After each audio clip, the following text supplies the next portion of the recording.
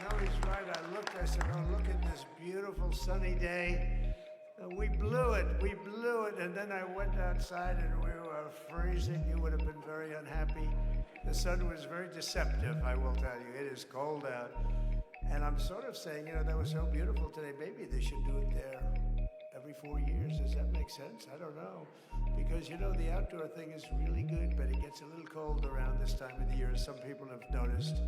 And a lot of times they suffer through it. There was no suffering in that room. It was 72 degrees. It was perfect with the best acoustics I think I've ever heard in a room. This is not so bad either. But I just want to say, you're a younger, far more beautiful audience than I just spoke to. And I want to keep it off the record. I want to keep that off the record because I don't want to have all those big shots up there. I don't want to think you're more powerful than them. You look better than them, and I love you. Now, we just had a great time. We just had a great day. This was amazing. When you think we took a journey, I mentioned in the speech, a lot of people said that was not a journey that was possible, and it was indeed possible. I didn't really know too much about what they were saying when they said that, but a lot of people felt it. And we hooked up with JD very early. I watched JD over a period of time. I endorsed him in Ohio. He was a great senator, and very, very smart. The only one smarter than him was his wife. I would have chosen her, but somehow the line of succession didn't work that way, right? But now she's great and he's great. This is a great, beautiful couple and unbelievable career. I just said to him, you are very upwardly mobile, because he hasn't been doing it that long, but he picked it up so quickly. Remember, the first week was a little bit like the fake news was hitting him really hard. And I said, oh, this may be tough, but after that, it was smooth sailing for him. He took on everybody. He took on the meanest. I don't want to use the word corrupt because we're into a new system, so let's wait till the corruption begins, because it will. But he took on some pretty mean people, and he handled it well. I want to also congratulate Mike Johnson for the job that he's doing.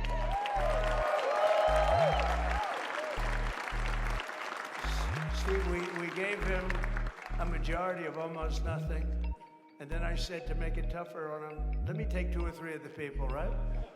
I said he'll only have to suffer with that for about 3 months. How are they doing, by the way? Is that moving along? He said, do you mind if I take this one, that one, and a couple of others? He didn't mind. He can handle it. No, he's a man that's liked by everybody. I've never met a man like this. You've got how many is it, 219 or 220 or something? 220. And of the 220, 219 really like him. I noticed he got 1 negative vote once about 2 weeks ago. But I think even 220 like him, if you want to know the truth. And that's very unusual. I know a lot of nice guys in Congress, and they have 35 people that hate him. So if you have 35 people that hate you and you only have 1 or 2 or 3 votes, you'll have 5, I think. But that's going to be like, the good news is when we get to that 5 number, it's going to feel like a massive majority. You could be really nasty to a couple of them at least.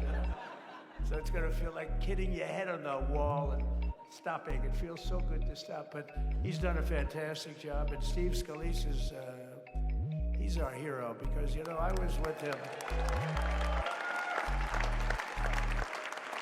You talk about being shot. I was with him. He got some bad ones, and his incredible wife, and she really loves him. You never know about that. I've been with other people. They were doing poorly, and the wife is like looking at a watch. She can't get out of the hospital fast enough. How's he doing? Oh, I don't know. He's all right. That woman was a mess. She was crying and crying. No, they're going to take him. They're going to take him.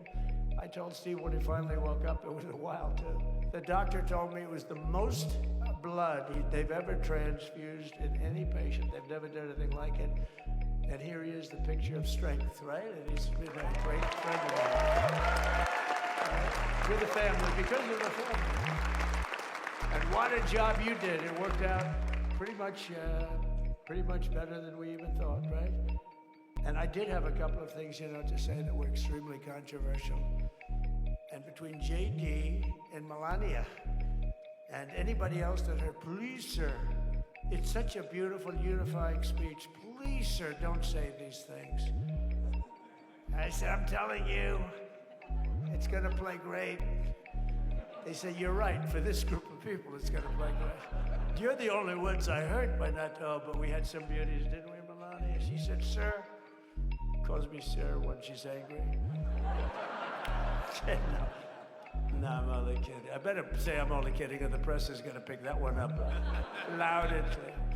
No, but she said, no, I think it would be terrible. It's such a nice speech. I think it's, it all depends on your delivery. How was the delivery? Was it good?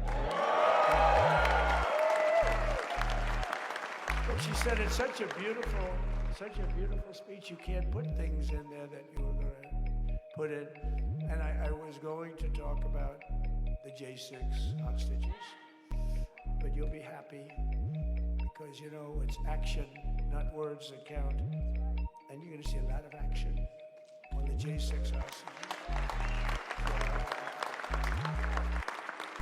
And I was going to talk about the things that Joe did today with the pardons of people that were very, very guilty of very bad crimes, like the Unselect Committee of Political Thugs, where they literally, what they did is they destroyed and deleted all of the information, all of the hearings, practically not a thing left. They deleted all the information on Nancy Pelosi having turned down the offer of 10,000 soldiers. You wouldn't have needed 10,000, you could have had 500, and it would have stopped. Because we may have had 1 million people that day, the people that were there. You don't see any photographs, but we have a lot of great photos. But you don't see those photographs, they don't put them in, they show the people at the Capitol. But I was talking about that, I was going to talk about that. They said, please don't bring that up right now. You can bring it up tomorrow. I said, how about now in front of the I'll bring it up right now. And this little time delay is good because we're getting great reviews on the speech. Now watch, they'll take the speech and say, I didn't like it because he left there and he's talked to people. But we're giving you a little more information than we gave upstairs. But no, they pardoned a lot of people. They pardoned, before we even get to today, they pardoned, 33 murderers, absolute murderers, the worst murderers. When you get the death sentence in the United States, you have to be bad because they don't give it much. And he pardoned almost everybody having a death sentence. And if you went through the crimes that were committed, you wouldn't even believe them, the level of violence, the people that were killed, the innocence of people that were killed, and children killed by these people. And he pardoned them for whatever reason. He spared them, but they didn't spare the people that they killed. And who knows what happens in the future. It's one of the worst because a lot of times they let them out early after that. They say you're going to be in for life, but then all of a sudden they get let out for good behavior, and then they go on a rampage. It's one of those little things, right? But I was going to talk about that. But I was really going to talk about the level of, what's going on. Why are we doing this? Why are we trying to help a guy like Millie? Why are we doing Millie? He was pardoned. What he said, terrible what he said. Why are we helping some of the people? Why are we helping Liz Cheney? Liz Cheney is a disaster. She's a crying lunatic and crying Adam Kinzinger. He's a super crying. I never saw the guy not crying. He's always crying. I looked at him. I remember years ago he was actually on my side. And then one day, when you don't want to kill people in wars, they turn against you. Liz Cheney hated the concept of not going to war with everybody. Let's kill everybody. Let's spend a lot of money on military equipment. Where her father works, right? And but what she did was incredible. Think of it. They destroyed and deleted all of that information that went on for almost 2 years against Trump. And the reason they did, because it was all false. Like the person that said, I tried to strangle a Secret Service agent. That's one of the toughest human beings I think I've ever seen. I actually had a friend say, please don't change that, sir. You are the coolest sucker in history. Remember she said, I put my hands around his neck because he wouldn't go to the Capitol. Made up fiction. And I was rebuffed.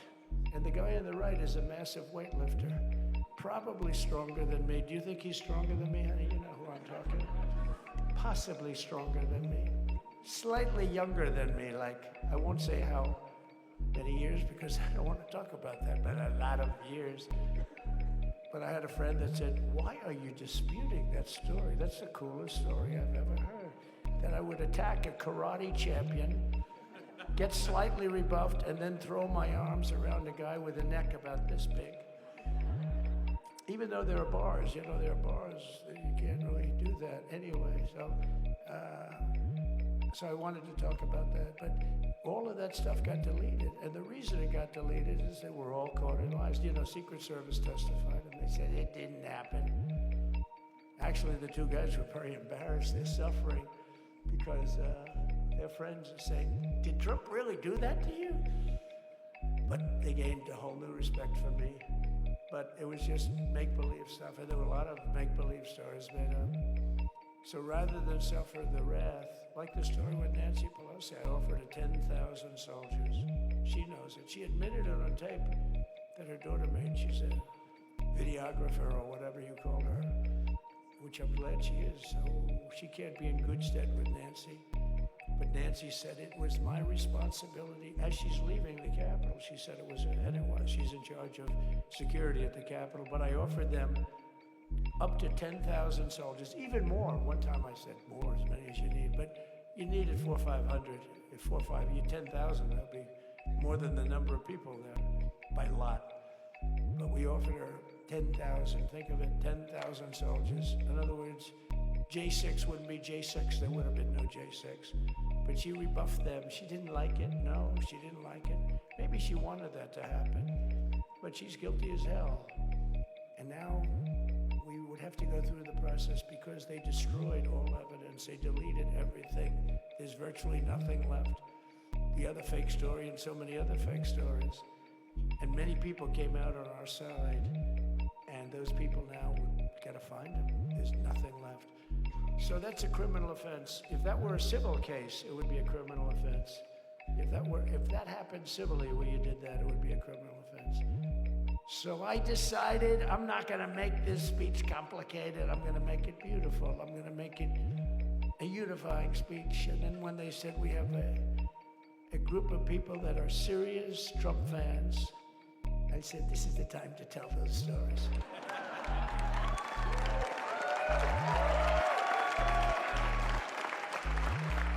You know. So, but seriously, I like to, I think it was a tremendous success. I think we're very lucky we put it inside because it is really cold. We just went to the helicopter out of respect to something that's taken place for a long time. I guess it's as old as helicopters. You used to get into a stagecoach, now you get into a helicopter. Times change. But it's pretty old custom. And it's a beautiful custom, actually. It's a beautiful custom. I wish we could have had a better relationship. I wish we could have had a better relationship between Republicans and Democrats. I was with Senator Schumer. I said, Chuck, I think it's time we all start getting along a little bit because it doesn't make sense. I mean, we literally never get a Democrat vote. They never get a Republican vote, almost. And although there is a bill coming up very shortly that we have a lot of Democrat votes, right? It's going to be a very beautiful bill. We're going to have an signing, I would say, within a week or so, I think. And it's going to be a very good bill.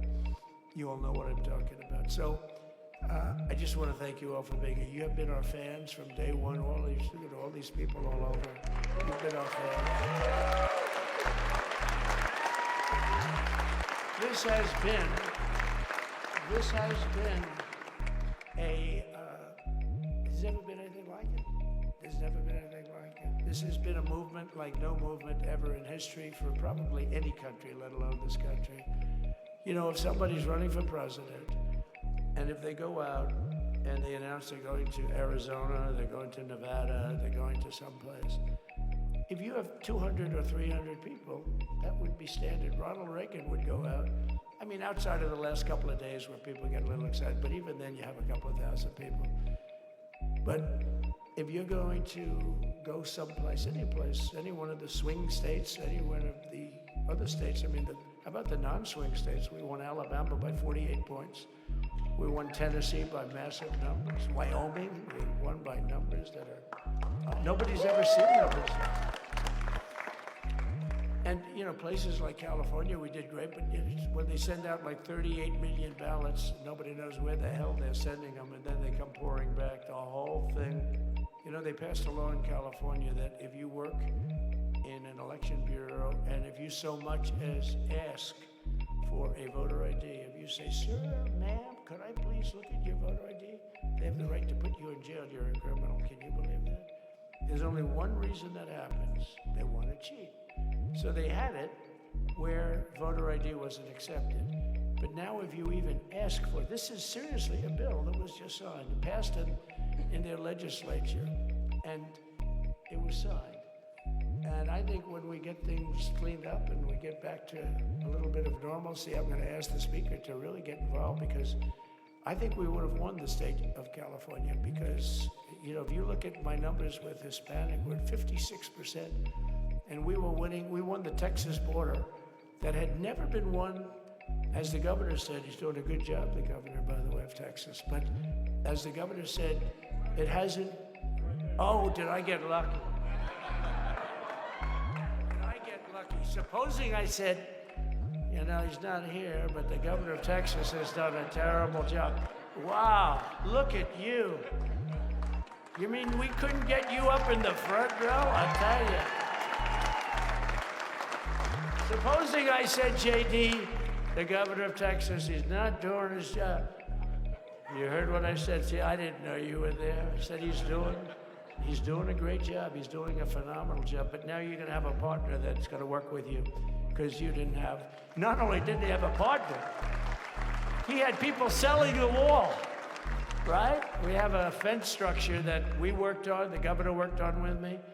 And I didn't love it, to be honest with you. I wanted a nice precast concrete, you know, 40, 50 feet high, like a beautiful, could have been a T-shaped, Y-shaped. I love construction.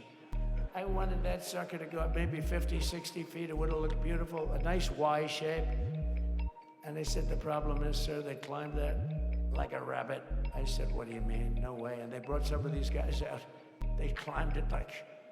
And the other thing is you hit it with acid and the thing will disintegrate. You know, they have things for concrete. So they needed very hardened steel, very special steel. And then they needed 7,000-pound concrete inside that steel, inside that steel. And then they have a rebar that's the toughest steel made. Very hard to cut. So this is why very little is cut. I mean, it's right. And then they put a anti-climb panel on top. I hated it.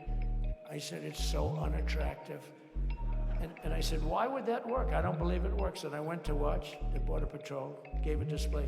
We had actually two sets of climbers. The guys that climb up walls with drugs on their back, I mean, they got like 60, 70 pounds of drug, and they go as fast as you can walk. They go bip, bip, bip. Or we have Mount Everest type climbers. And honestly, the drug guys were much better. I couldn't believe it. The drug guys blew them away, right? But it's true, the anti-climb panel, they couldn't get around it. They just couldn't, you didn't have it. So sometimes you sacrifice beauty for efficiency. And we did, so we built this wall, and we built over 500 miles of wall. That's why we had such good numbers. The famous chart that came down, very thankfully, the chart that came down on my right, Governor. Had I not looked over there, I'm not speaking right now. You might be speaking here. You want to know the truth? You, JD, and we've got a lot of great people in this party, but I got very lucky, but we had the best numbers we've ever had. But I bought, you know what happens is when you fill it up, it's like water. You fill it up. Now we have 571 miles of wall. And they would always say, you know, when we renovated a wall, so there'd be like a piece of plywood sitting there for 60 years, or a 2x4 sitting for 60 years on the ground and rotting. Because, you know, and they say, you didn't build a new wall. Here we're building 50 feet up in the air, 30 feet sections, 50-foot sections, all steel, all concrete, all everything. And all, by the way, they don't even want me to say this, but what the hell, doesn't take that long time. They're all wired for all of the equipment. We put wires in everything so they can easily wire for all the different types of equipment. And if there's a doubt, we have a wire. whenever we just look, you just find the wires all over the place up top, so we could just hook it up. We don't have to have wires on the outside, which wouldn't do too well, right?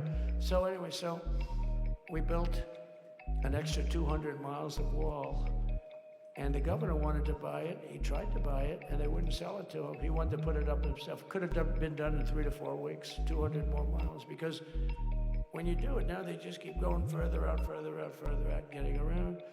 So we did an extra 200 miles, and it was all bought, and they announced that they're not going to put it up. And that's when I realized they wanted open borders, and that's when I realized that people are going to come pouring through the wall like nobody's ever seen before, but you've seen it. A lot of you are here because of that. I made it my #1 issue. They all said inflation was the #1 issue. I said I disagree. I think people coming into our country from prisons and from mental institutions is a bigger issue for the people that I know. And I made it my #1. I talked about inflation too, but you know, how many times can you say that an apple has doubled in cost? I'd say it, and I'd hit it hard, but then I go back to the fact that we don't want criminals coming into our country. We don't want the jails of every country in the world virtually being deposited into the United States, and that man had to suffer with it. And he did an unbelievable job. I'll tell you, he was a very popular governor, but now he's like an unbeatable governor because of your border policies. He was fantastic, and he really was. Governor Abbott, he's a great man, great leader, and but it did make him very more. Did you do it? You didn't do that for politics. You did it because you wanted to do the right thing. But I'll tell you, it sure as hell worked for politics too. It's self-preservation. That's right. But yeah, because the people are demanding it. The people of Texas are demanding it. The people are demanding it all over. So anyway, so we built it, and they wouldn't let us use it. They wouldn't let the governor use it, and other governors, they wouldn't let him use it. But he was the leader of the pack and did a great job. And then we heard about a month ago that not only wouldn't they let us use it, they were selling it. They were going to sell it for 5 cents on the dollar. Now, 5 cents on the dollar then, but today it would cost more than twice as much to build because we bought it like 6 years ago.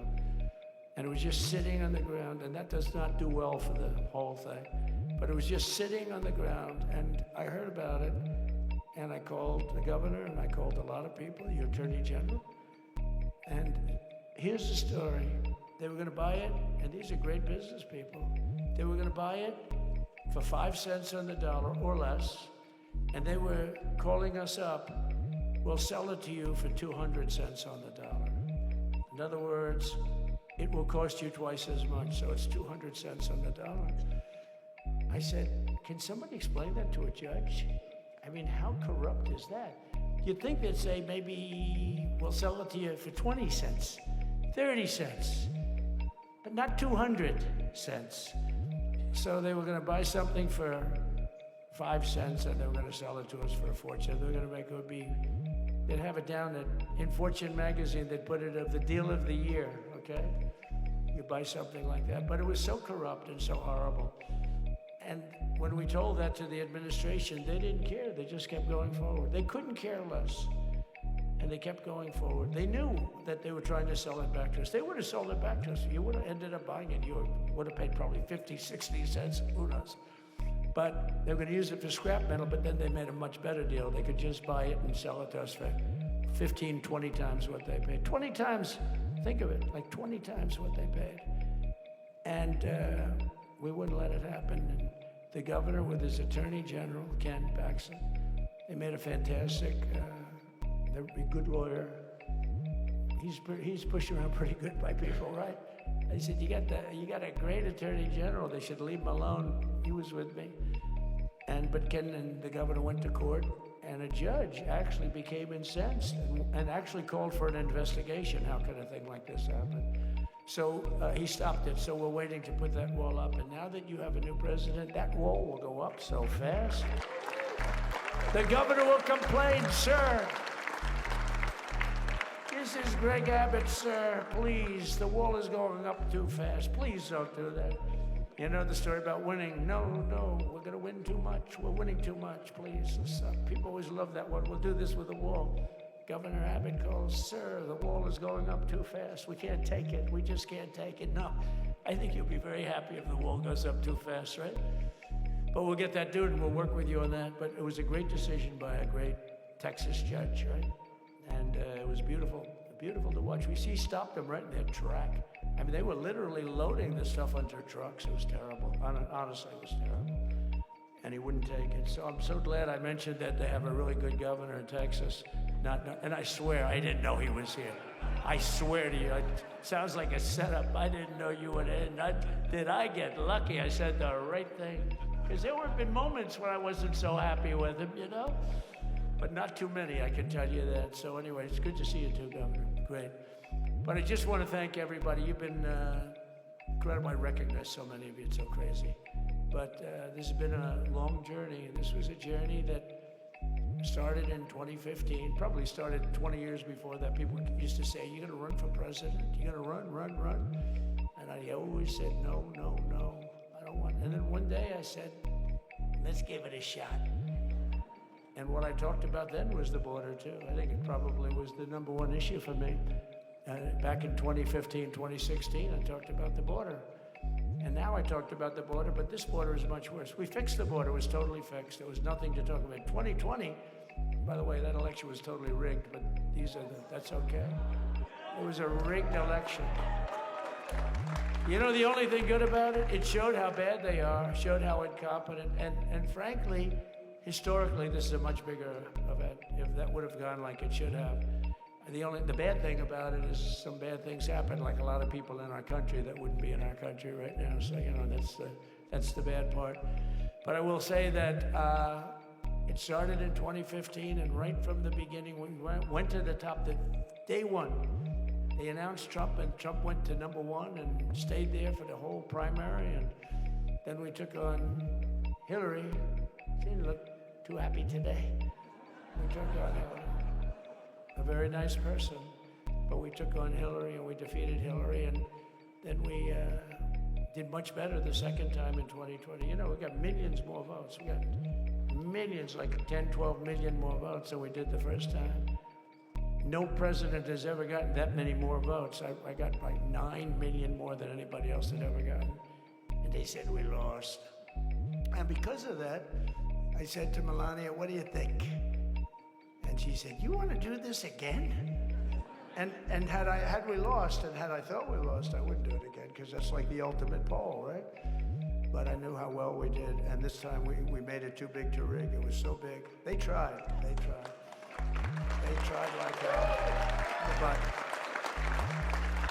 they tried to do it, and around 9:02 they gave up. Last time they did bad things, and this time they just said, you know, I don't know if you saw, Mr. Speaker, in Washington, they had placards. They were all set to march. They thought it'd be closer. A gentleman asked me, a very respected gentleman asked me yesterday, "How come the polls were so wrong? They showed you winning, but not in a landslide." I said, because people that are true Trumpers are so angry at the whole polling system and at the writers, the fake news, that they don't want to talk to anybody. So when you call somebody from Trump, "Who are you voting for?" They say, "It's none of your business. I'm not telling you." And that was probably 40% of the people they called. So they would discard that one, and they didn't show that. And then when the election happened, you know, the vote came, and it was much different, much higher than, "We're going to win," but they really thought, they couldn't believe the one man said, I mean, it was so much higher. We won all 7 swing states. We won the popular vote by millions of votes, which is hard for a Republican. I'll tell you who came through. The unions came through. The auto workers were great. The Teamsters were great. The firemen were great. I think almost every union was great. The only one that weren't great, although Sean was great, and the Teamsters, Sean O'Brien, the head of the Teamsters, was fantastic.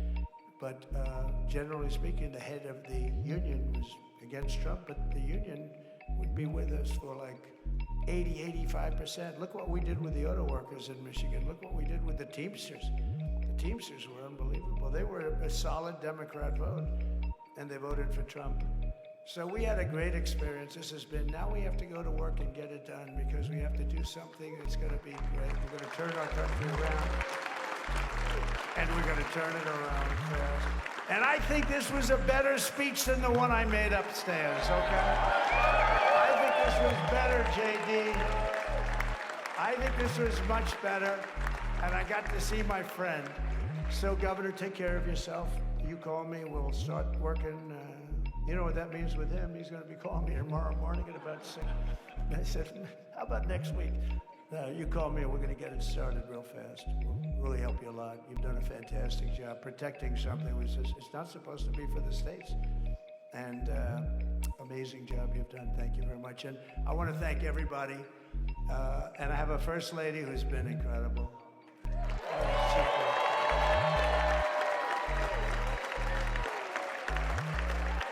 I shouldn't say this. I'm going to get hell when I say this, but her feet are absolutely aching. You know, those heels.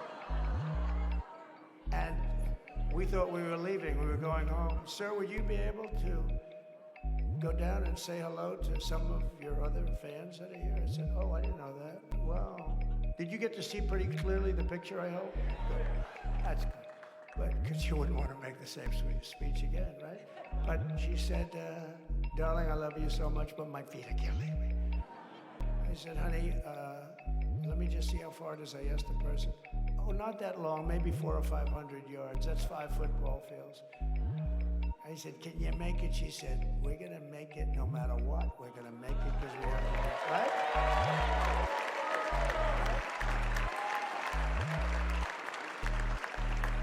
And then we went out to the helicopter, though, just prior to this, and said goodbye. And it's a custom, and the wind is blowing like crazy. And with the hat that she's wearing, she almost blew away. We almost lost our hat. She was being elevated off the ground. She almost blew away. No, so we all appreciate it because she's been a great First Lady, a beautiful and a great First Lady. And they love our First Lady. You know, JD, whenever I make a speech, I see hundreds of times, we love our First Lady, we love, and they do, and they should, she's great. So I just want to thank you very much. I just want to thank everybody. And I felt that, I said to JD, should we give him the A treatment, the B treatment, the C, the D, or the F? You know what the F is? Hello, everybody, thank you for being here. Bye-bye. I gave you the A+ treatment. Thank you. Thank you all. Thank you, Governor. Thank you all very much. Appreciate it.